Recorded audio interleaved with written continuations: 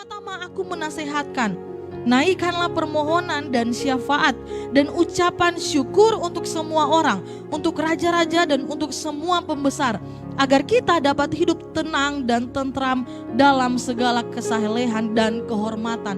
Berdoa Bapak Ibu Saudara-saudara yang kasih Tuhan, ini yang dikatakan oleh Rasul Paulus. Paulus meminta jemaat Tuhan untuk berdoa.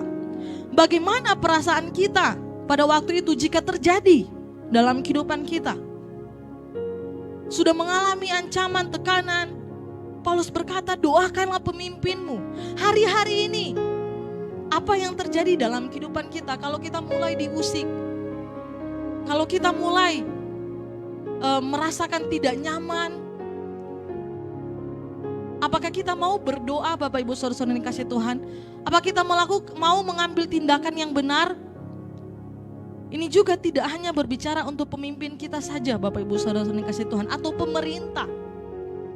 Tetapi firman Tuhan malam hari ini juga mengingatkan kepada kita untuk orang-orang yang ada di sekitar kita.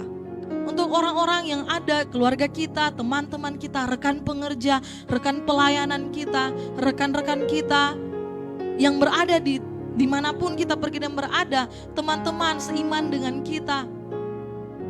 Sekasar apapun yang mereka lakukan, bagaimanapun, seburuk apapun yang mereka lakukan, Rasul Paulus ingatkan bahwa mereka di dalam doa. Bapak Ibu Saudara yang kasih Tuhan, lihatlah yang dilakukan oleh Rasul Paulus.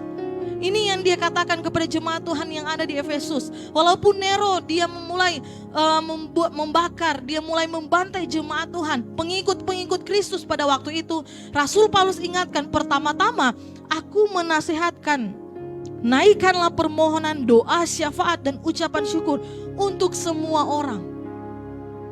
Pertama-tama, naikkanlah permohonan, doa, syafaat.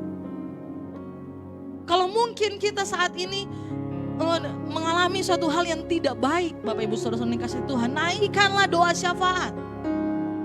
Tidak dengan membalas. Kalau kita sakit hati dengan perlakuan orang lain terhadap diri kita, kalaupun kita melakukan hal yang benar, malam hari ini firman Tuhan katakan tidak dengan membalas. Tetapi yang harus kita lakukan adalah kita menaikkan doa di hadapan Tuhan untuk semua orang. Bahkan di Alkitab mengatakan untuk musuh kita sendiri kita harus naikkan doa kepada mereka. Melepaskan doa berkat terhadap mereka Bapak Ibu Saudara yang kasih Tuhan.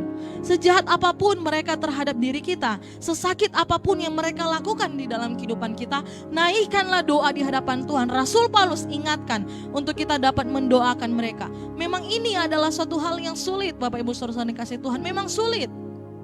Saya akui ini adalah hal yang sulit.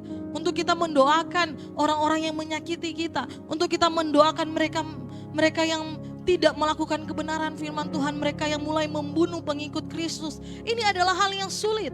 Tetapi inilah yang diingatkan, agar supaya kita menaikkan doa di hadapan Tuhan. Kita membawa mereka untuk mendapatkan keselamatan yang daripada Tuhan. Karena inilah yang Tuhan inginkan. Bapak Ibu Saudara-saudara yang dikasih Tuhan, semua orang mendapatkan keselamatan yang daripada Tuhan. Mereka yang belum diselamatkan, mereka yang belum mengerti akan kebenaran firman Tuhan, bawalah mereka di dalam doa syafaat kita. Berserulah kepada jiwa-jiwa yang saat ini belum mengerti akan kebenaran firman Tuhan. Mereka yang mulai menyiksa pengikut-pengikut Kristus. Jangan benci Bapak Ibu Saudara-saudara dikasih Tuhan.